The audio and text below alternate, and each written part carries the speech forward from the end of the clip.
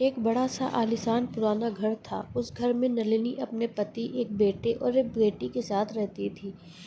उसके चेहरे पर हमेशा एक मुस्कान धरी रहती थी। उम्र के लिहाज से वो 40 पार कर चुकी थी। सुंदर सी साड़ी और उससे मैचिंग करती बिंदी और हल्के से गुलाबी रंग की लिपस्टिक हर समय उस पर सजी रहती थी। अपनी उम्र की गहरी होती लकीरों को फाउंडेशन की परत से छुपाने की कोशिश करती वह एक चलती फिरती सुंदर तस्वीर ही लगती थी। घर के छोटे से बगीचे में हरे भरे सुंदर फूलों से पौधे करीने से गमलों में लगे थे।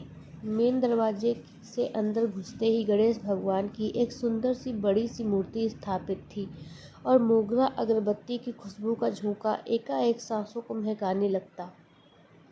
एक कोने की तिकोनी मेज पर ताजे अखबार और पत्रिकाएं थीं। दूसरी ओर शेल्फ पर रखी हुई आधुनिक फ्रेमों में जड़ी कुछ तस्वीरें बड़े ही सलीके से रखी थीं। उस बड़े से हॉल में से एक दरवाज़ा किचन की ओर खुलता था, जहाँ सलीके से रखे बर्तन और वहाँ की साफ सफाई नलिनी की सुघड़ता को दिखला रहे थे। सामने वाली दीवार पर एक बड़ी सी पेंसिल स्केच वाली एक ड्राइंग फ्रेम में बड़ी प्यारी लग रही थी और उसके कोने में नलिनी का नाम लिखा था। अपने हाथ में एक कपड़ा लिए वह डाइनिंग टेबल पर रखी प्लेटों को पोंछ कर सजा रही थी। सलाद की प्लेट को सजाना और फलों को फ्रिज से निकाल कर टेबल के सेंटर में रखना, यह सब काम हो रहे थे कि अचानक से उसके मोबाइल की बेल बजी और उसने झट से बोला, हेलो। पर मैंने तो खाना बनाया है। और फ़ोन कट गया।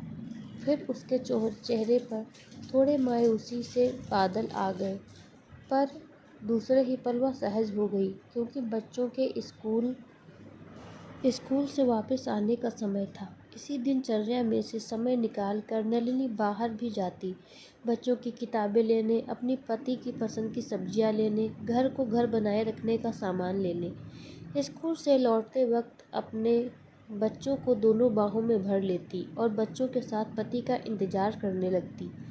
बच्चों की आंखों में अपनी मासूम मांग के पूरे होने की चमक होती कि माँ दिन भर कहीं भी रहे, पर उनके स्कूल से लौटने से पहले उन्हें घर में उनके पसंदीदा खाने के साथ माँ हाजिर मिलनी चाहिए। यही हिदायत पति जी की भी थी। यही सारी दिनचर्या एक घर की रहती है आम तौर पर, और हर दूसरी औरत के पूरे दिन की कहानी भी यही रहती है। पर उसकी एक बड़ी मुश्किल थी कि उसकी अपनी हंसी, जो कभी खिलखिलाहट से गूंजती थी, वह नदारद थी उसके चेहरे से। जो संतुष्टि के भाव होते हैं, उसकी फाउंडेशन की परत के नीचे कहीं दबे थे। वह ढूंढती थी अपनी वह हंसी, पर नहीं मिलती थी वह उसे अपने पास। बच्चे जो अब बच्चे नहीं रहे थे, हंसकर पूछते, क्या खो गया है मैम? हम मदद करें? नहीं, मैं खुद ढूंढ लूँगी। नलिनी अपनी झेप मिटाती हुई कहती, यहाँ इस कमरे में तो नहीं है ना? बच्चे शायद उसका मजाक उड़ाते, फिर अपनी पढ़ाई में व्यस्त हो जाते और माँ को भूल जाते। पर जब किसी चीज़ की ज़रूरत होती या भूख लगती, तो माँ की याद आती। बेटी, जो अब यौवन की दहलीज पर खड़ी थी, पूछती, हे मम्मी, जस्ट चिल। तब लगता कि आज की ये पीढ़ी कितनी सहजता से बातों को कह लेते हैं, और एक हम हैं कि अपने इमोशनल मन के चक्रव्यूह में ही फंसे रह जाते हैं। ऐसे ही चक्रव्यूह में फंसी वह औरत, जो एक सहज हंसी नहीं हंस पाती थी। उसे लगता था कि वह एक मुखौटा ओढ़े रहती है हर पल। अपनी बहन से बात करते हुए, अपनी सबसे प्यारी सहेली से भी अब वह वैसी सहजता महसूस नहीं करती थी। मन खुल नहीं पाता था उसका। कुछ था जो उसे खुश होने से रोकता था। शाम हुई और बच्चे घर से बाहर खेलने निकले, तो वह चुपचाप अपने कमरे में गई, साड़ी उतारी और अपने ब्लाउज़ की दाहिनी बाजू को जरा सा खिसकाया और सामने की टेबल पर रखी स्किन क्रीम को दाहिने कंधे पर दिख रहे गहरे लाल रंग के बड़े निशान पर मला और वापस ब्लाउज़ को ठीक से पहनकर दोबारा साड़ी ओढ़ ली। फिर से थोड़ा फाउंडेशन लगाया और पलकों के कोनों पर जो नमी आ गई थी उसे पोंछा और आंखों को अच्छा दिखाने के लिए काजल का स्ट्रोक लगा लिया। फिर से वही गुलाबी रंग की लिपस्टिक लगाई और अपने होठों पर एक मुस्कान को भी सजा लिया। तो क्या यह एक घाव था जो उसे हंसने से, खिलखिलाने से रोकता था? शादी के 19 सालों में जाने कितने ऐसे घावों को वह छुपा छुपा कर रख रही थी। चुपके से मलहम लगाकर, एक झूठी मुस्कान सजाकर सहज होने की कामयाब कोशिश करती रही है।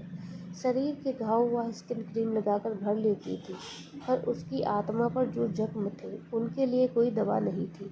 वह रिश्ते थे, दर्द भी करते थे, पर दिखते नहीं थे किसी को भी। रात को जब बच्चों का खाना निपट गया तो पति देव की कार का हॉर्न सुनते ही वह लपक कर दरवाज़ा खोलने गई। आज कुछ ज़्यादा काम था, थोड़ा हिचकिचाहट के साथ पूछा। कोई जवाब नहीं। पत्नी का दिन कैसे बीता? बच्चों की पढ़ाई की कोई चिंता नहीं। एक सुघड़ पत्नी के होने का यही आराम रहता है जीवन भर पतिदेव जी को। खैर, फिर से रात का वह पल आया जब पतिदेव का हाथ नलिनी के शरीर पर चलना शुरू हो गया। उस घाव पर भी गया तो एक आह के साथ उसने मुंह मोड़ लिया। वह घाव अभी 2 दिन पहले का ही तो था। थोड़ी देर में फिर वह खींचातानी। वह अपनी दबी सी आवाज़ में सिसक रही थी, पर पतिदेव को इस बात से कोई फर्क नहीं पड़ता। यह खींचातानी ज़्यादा देर तक नहीं चल पाई, क्योंकि बिल्कुल साथ वाला कमरा बच्चों का था। वह रात एक और नया घाव छोड़ गई थी, उसकी आत्मा पर और शरीर के घाव को और गहरा कर गई थी। सुबह अलार्म बजा, रसोई में से आवाज़ें आने लगी। बच्चों, चलो उठो, स्कूल के लिए देरी हो जाएगी।